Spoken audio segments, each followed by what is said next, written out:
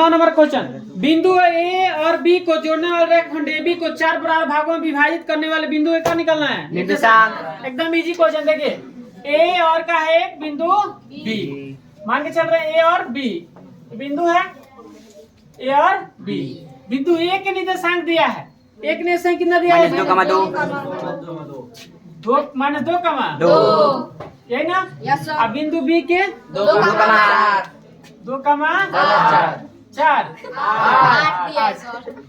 बिंदु बी। चलिए सब समझिए, ए और बी दो बिंदु दे दिया है। आज जो रेखाखंड बन रहा है इस ए और बी से क्या बन रहा है? एक रेखाखंड। ए भी एक रेखाखंड हो रहा है कि नहीं हो रहा है? हो रहा है। इस रेखाखंड को बोल रहा है कि चार बराबर भागों में विभाजित कीजिए। ठीक है, हम करेंगे चार बराबर भागों में, और उसको बिंदु का निकाला उसके निर्देशांक। मतलब चार बराबर भागों में मतलब कहने का मतलब एक भाग ये हो गया, ये दो भाग हो गए, आई एक भाग, दो भाग, तीन भाग और चार भाग। हो गया कि नहीं हुआ? चलिए बताइए, हो गया? चार मान के चलिए बराबर भाग है, बात समझे? तो चार बराबर भाग हो रहा है, तो इसको हम देखिए ए, इस बिंदु का नाम दिया ए, इस बिंदु का नाम बी। देखिए इस बिंदु का नाम, तीनों का तो नहीं पता है, चार बराबर भागों में बांट दिए, तो इस बिंदु का पी क्यू आर, इस बिंदु का हम निकाल ले। जब चार बराबर भागों में है तो इस चार बराबर भागों में हो रहा है, ठीक है, तो इसका नाम डाल दे पी क्यू आर। अब ये बताइए ए बी के बीच में कौन हो रहा है? क्यू। बराबर भाग का मतलब बीच में कौन होगा? क्यू। तो ए बी के मध्य बिंदु का है क्यू। ठीक है, हो रहा है कि नहीं? तो हम देखिए क्या करेंगे, मध्य बिंदु सूत्र से निकाल लेंगे। बिंदु किसका? क्यू के निर्देशांक निकाल लेंगे कि नहीं निकाल लेंगे? निर्देशांक नहीं बताना, बिंदु बता देंगे।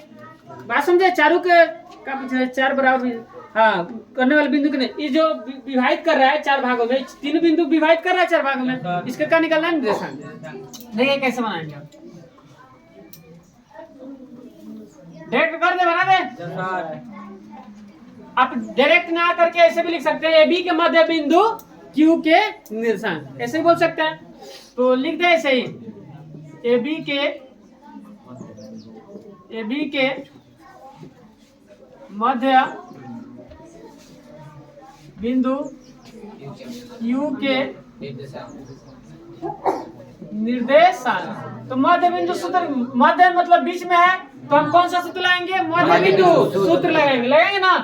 तो क्यू के निर्देशांक निकल जाएगा। तो आपको सूत्र पता है x1 प्लस x2 बटा 2। हम बार बार सूत्र नहीं लिखेंगे,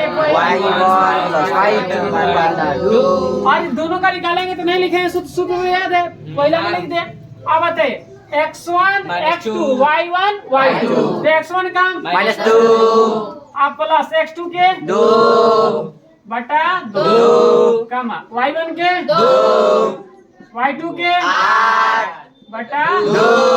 कोई दिक्कत? घटेगा का 0 बटा 2, ये 10 बटा 2 आ रहा समझ में? Yes sir. 2 बचे 10। कोई दिक्कत? 0,5 तो क्या होगा जी? 0,5 बिंदु क्यू के निर्देशांक निकल गया 0,5। इसका निकल गया। Yes sir. क्या समझ में? Yes sir. आप देखिए क्या करेंगे, अब क्यू का निकल गया तो बताइए बिंदु इस ए और क्यू के बीच में क्या हो रहा है? पी हो रहा है। Yes sir. पी हो रहा है कि नहीं? तो एक सूत्र लगाएंगे, देखिए यहाँ लिख लेंगे ए क्यू के मध्य बिंदु पी के निर्देशांक, मध्य पी के निर्देशांक, बिंदु P पी ना, पी के निर्देशांक। ठीक है।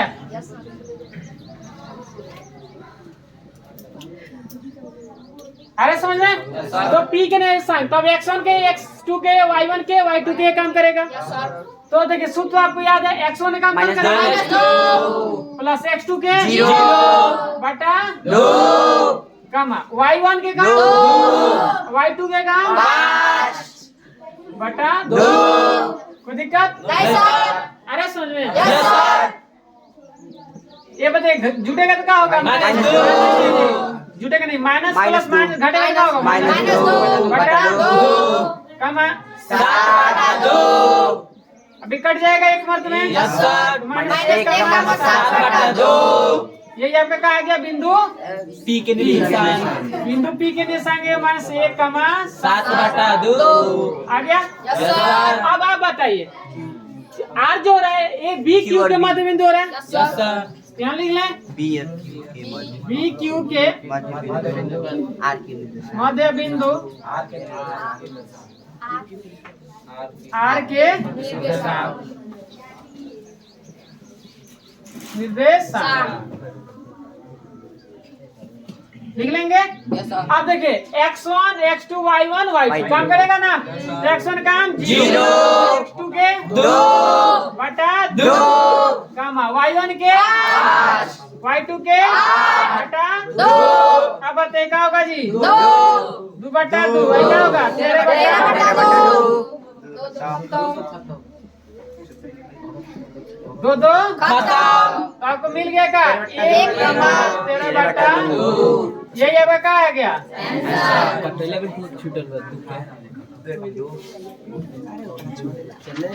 आए समझ में। Yes, sir. तो तीनों बिंदु का नियत हम का किए निकाल लिए।